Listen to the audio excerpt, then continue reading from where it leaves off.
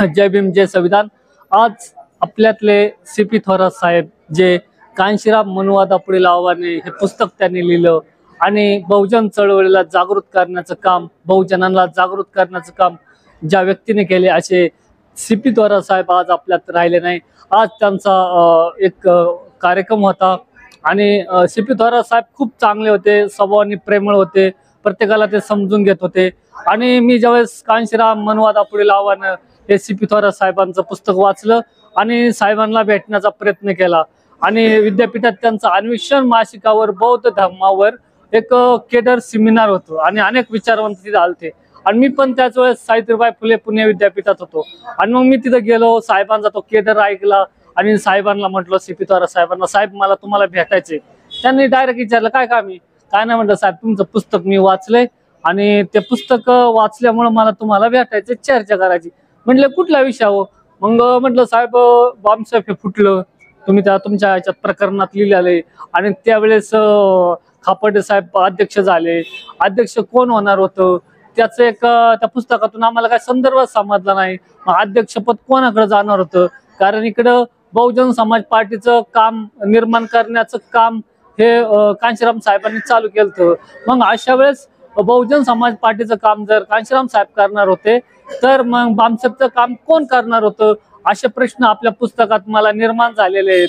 आणि आपण त्याच्यात एक लिहिलेलं आहे की बामसेपचे अनेक तुकडे झालेत, बामसेप म्हणजे डबकं झालेलं आहे असं पण आपण त्याच्यामध्ये लिहिलेलं आहे। तर सर ह्या संदर्भात मला तुमच्याशी चर्चा करायची।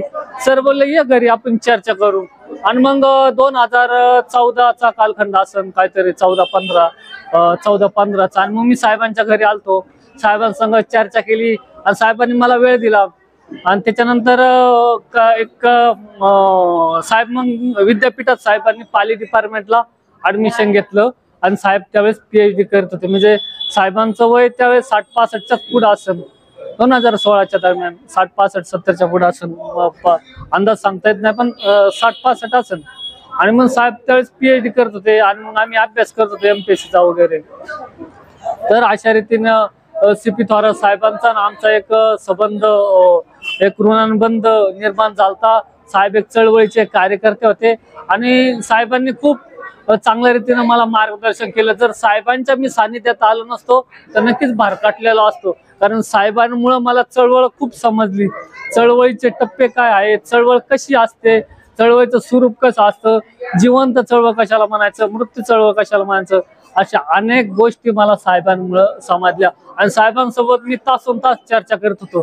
सीपी थोरात साहेब आपल्यात राहिले नाही, ते त्यांना एक त्यांचं निधन झालं, स्वर्गवासी झाले हे मला नितीन नवसागरे साहेबांच्या फेसबुकच्या पोस्टवरून कळलं आणि मला खूप दुःख वाटलं।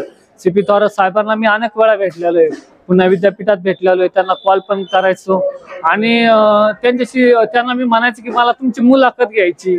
तर ते म्हणजे कुठल्या विषयावर मुलाखत घ्यायची, हेच म्हणलं आंबेडकर चळवळीवर मुलाखत घ्यायची। ते म्हणले ठीक आहे या मुलाखत घ्यायला।